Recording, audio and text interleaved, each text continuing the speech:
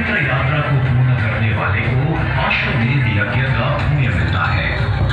झारखंड के देवघर के भाग्य में ऐसे बेजोड़ तीर्थ का निमित्त बना था लंका नरेश रावण। एक पराक्रमी शासक और विद्वान रावण महादेव का अनन्य भक्त था, आध्यात्मिकता और शास्त्रों का ज्ञाता था, लेकिन अहंकारी और जिद्दी था। इसी अहंकार के कारण उसने भगवान शिव को कैलाश पर्वत से लंका ले जाने का मन बनाया। इसके लिए वह कठोर से कठोर तपस्या करने के लिए भी तैयार था। उसने अपना सिर शिव जी को अर्पण कर दिया। शिव जी ने उसे नया सिर दे दिया। उसने जब 10वीं बार अपने सिर का बलिदान दिया, तब भगवान शिव उसकी तपस्या देखकर प्रसन्न हुए, उसकी इच्छा का स्वीकार किया, लेकिन एक शर्त पर। शिव जी की प्रसन्नता से स्वर्ग में हाहाकार मच गया।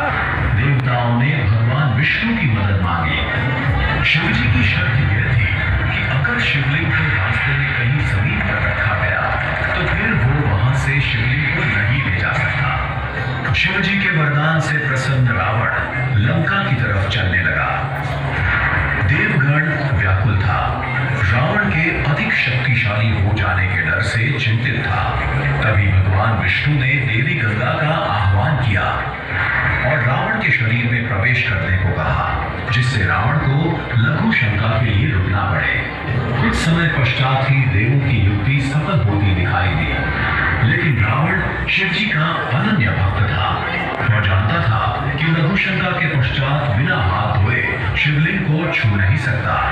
उसने मदद के लिए आसपास देखा तो उसे एक चरवाहा दिखाई दिया, जो चरवाहे के भेष में भगवान विष्णु थे।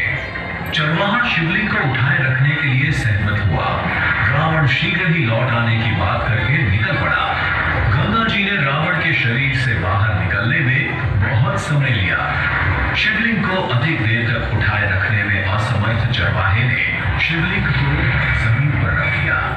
रावण ने लघु शंका के पश्चात हस्त प्रक्षालन के लिए पानी ढूंढा, लेकिन आसपास कहीं पानी नहीं था।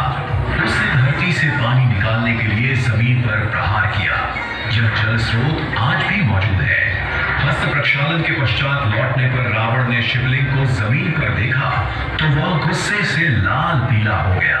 उसने शिवलिंग को उठाने के लिए अपनी पूरी ताकत लगा दी, मगर शिवलिंग को उठा ना सका। गुस्से में आग बबूला रावण ने शिवलिंग को जमीन में दबा दिया। रावण को कहां पता था कि वह जिस भूमि पर खड़ा है वह एक शक्तिपीठ है, और ऐसे रावण एक अद्वितीय तीर्थ का निमित्त बना। ऐसे बेजोड़ तीर्थ के प्रति अखंड श्रद्धा